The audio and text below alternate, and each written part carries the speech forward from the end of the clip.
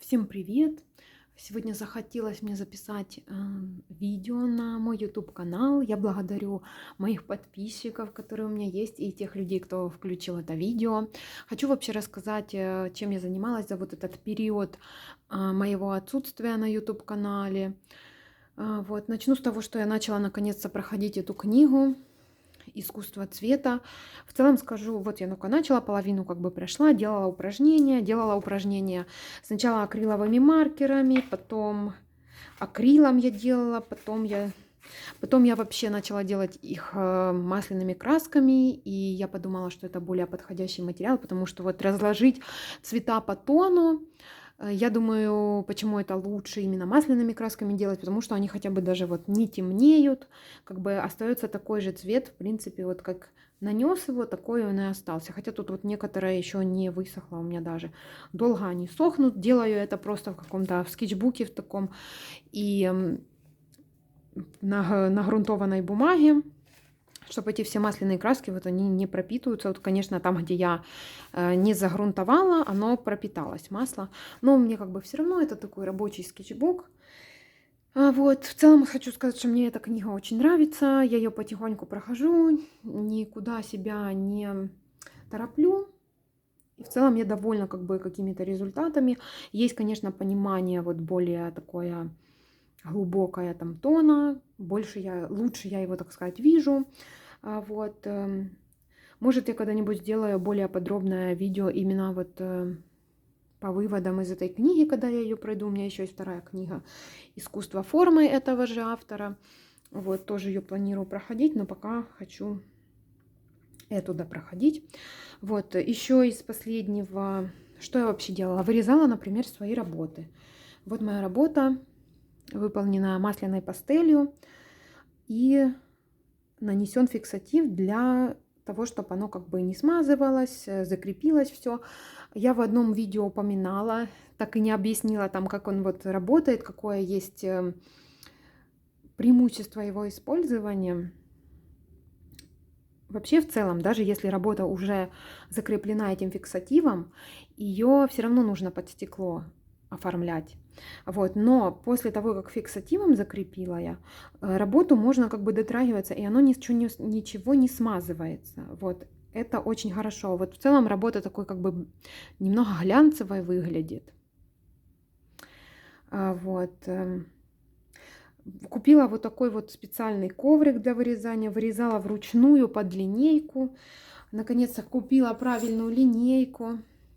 У меня, честно говоря, немного была эпопея с этим вырезанием моих работ, потому что я сначала купила такое специальное приспособление, которое это должно было делать как бы более профессионально ровно. В итоге нет, оно как-то мне не понравилось. Я купила этот коврик. Понравилось мне на коврике вырезать. Всем советую. Это бумага такая Bristol, которую я пользуюсь, я уже показывала в видео предыдущих, для масляной пастели. Такая очень плотная, хорошая бумага. Хочу вам, кстати, ее показать еще раз. Вот то, что я раньше покупала. Вот эта фирма. Вот такая фирма.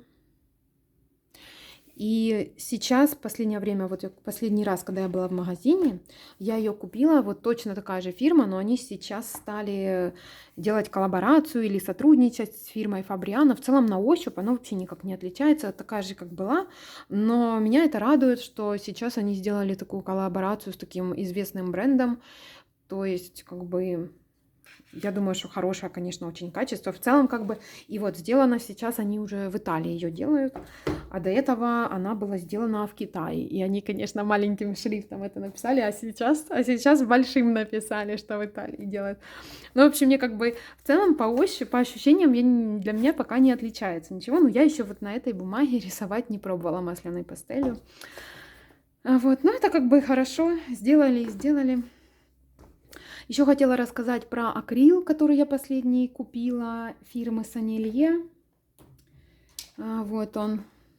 Я его, конечно, уже попробовала. У меня тут уже даже начал, ну, как бы быстро тратиться белый тюбик. В целом могу сказать, что мне очень понравился этот акрил. Нету такого ощущения, как будто краски пластиковые. Вот до этого я пользовала вот такую фирму. У меня не особо опыт использования акрилом, но в целом мне вот эта фирма не очень так нравилась, хотя это сделано в Италии. Вот. Больше понравилась Санилье фирма. Не могу так сказать точно, вот прям чем она понравилась, но более, это как будто пластиковая, это нет. Но я когда начала пользовать вот такой вот ретардер, это медиум, как бы добавляется в краску, и она не так быстро высыхает. И даже по ощущениям вот эта краска, она как будто лучше стала. Лучше в плане не такая пластиковая. То есть как бы, возможно, с другими акриловыми красками оно будет точно так же делать, но я, честно говоря, не знаю. Вот, я могу только про вот эту Санилье сказать, что она мне в целом понравилась. И могу показать сейчас работу из моего скетчбука, которую я сделала вот этой вот акриловыми красками, вот этими Санилье. Такой получился, как бы на мой взгляд, такой вайб гуашевых красок. Но понятное дело, что это не гуашевые краски. Конечно, ничего не отваливается, конечно, это просто акрил. А вот нравится, что он быстро высыхает, как и весь акрил, но в то же время, ну, конечно, благодаря вот этому оно не так быстро высыхает. Но я имею в виду, что мне вообще просто как-то приятно работать с этим материалом. Вот. Может, в будущем я как-то побольше этот материал опробую и расскажу. А так я больше использовала его как подмалевок. Пока что так именно как мономатериал я его не сильно много использовала, потому думаю, что в будущем какое-то более четкое представление сложится про него, но мне понравился. Вот, хочу сказать, что я не особо много материалов новых покупала. Вот купила еще такой акрил Winsor Newton белую, но я его еще и не попробовала. Просто я смотрела одного художника-профессионала, который именно акриловыми красками работы свои делает, и который именно вот живопись там, ну, не такую, как бы, знаете, не какие-то работы декоративные, а именно живопись. И ему вот он советовал вот эту Санилье, и для как белую краску он берет Winsor Newton и говорит, что ему очень нравится, потому я решила купить, попробовать, тем более, что у меня тут белая краска очень быстро заканчивается. У меня как бы в обычных магазинах Санилье фирма почему-то особо не продается акрил, а вот этой фирмы продается. Как бы можно пойти вот в магазин по месту и купить это все. Вот. Еще я хотела вам показать, мне подарили холст, такой приличный холст.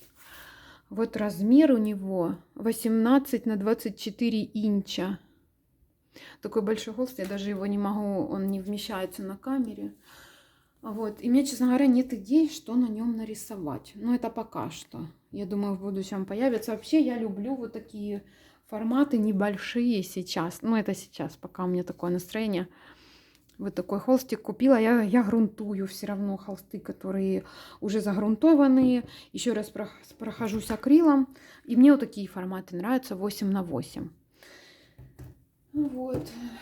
Еще я закончила свой скетчбук. Думаю снять на него обзор. Некоторые ждут обзор на него. И начала уже вот такой голубенький, миленький скетчбук той же фирмы Moleskine.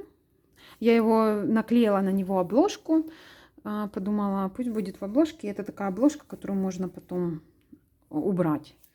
Думаю, будет как бы хорошо. Думаю, на этом буду видео свое заканчивать, такое небольшое. Всех благодарю за просмотр.